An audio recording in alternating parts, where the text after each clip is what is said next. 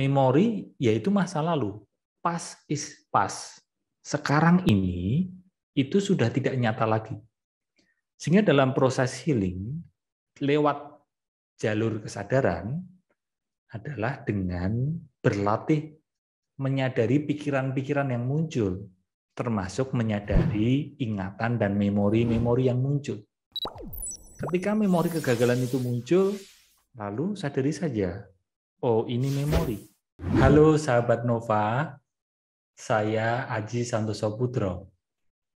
Kita akan ngobrol bareng tentang self healing.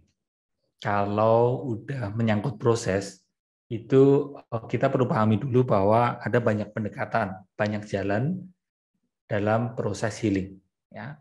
Nah, kalau sebatas pendekatan yang saya kuasai, yang saya pelajari, yaitu pendekatan kesadaran, ya.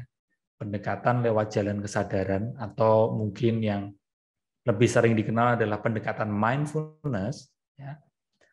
Prosesnya begini. Tapi proses ini tidak bisa dipukul rata dengan pendekatan yang lainnya. Kalau proses mindfulness itu, apapun yang terjadi di masa lalu, seringkali kan terus-terusan kita bawa menjadi beban di saat ini kan. Ya. Misal contoh biar lebih mudah dipahami, misal seseorang mengalami perpisahan dengan seseorang gitu, atau kegagalan gitu ya, satu kegagalan aja. Kegagalan itu terjadi 2 tahun yang lalu misal, atau 3 tahun yang lalu, dan kenangannya, ingatan itu terus kita bawa. Maka bisa kita pahami bahwa memori, jadi kejadian di masa lalu itu sekarang ini kan sudah tidak real lagi.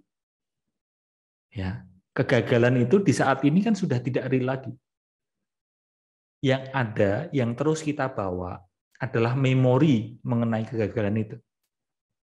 Nah, pendekatan kesadaran mengajak kita untuk menyadari bahwa memori ya hanyalah memori. Memori yaitu masa lalu. Past is past. Sekarang ini itu sudah tidak nyata lagi.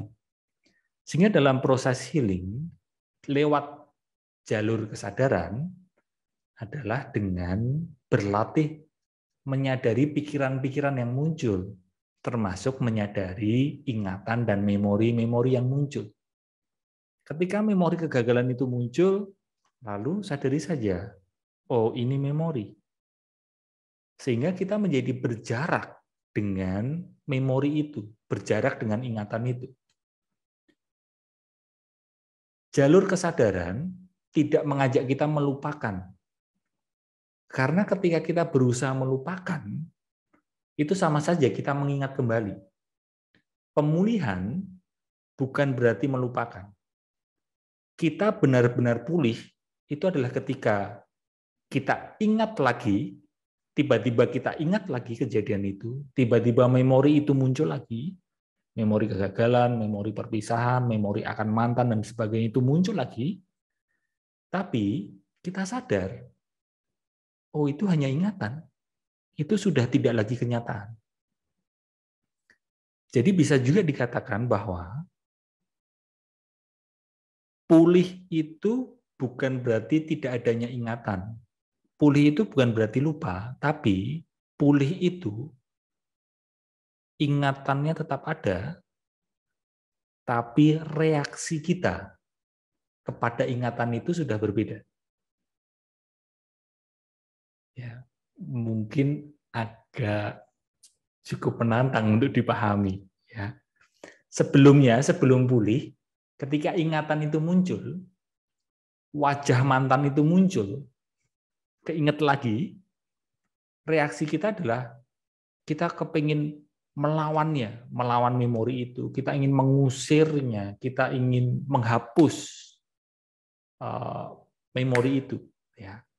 Tapi ketika kita pulih, ingatan wajah mantan, memori, kenangan itu tetap muncul, tapi reaksi kita menjadi lebih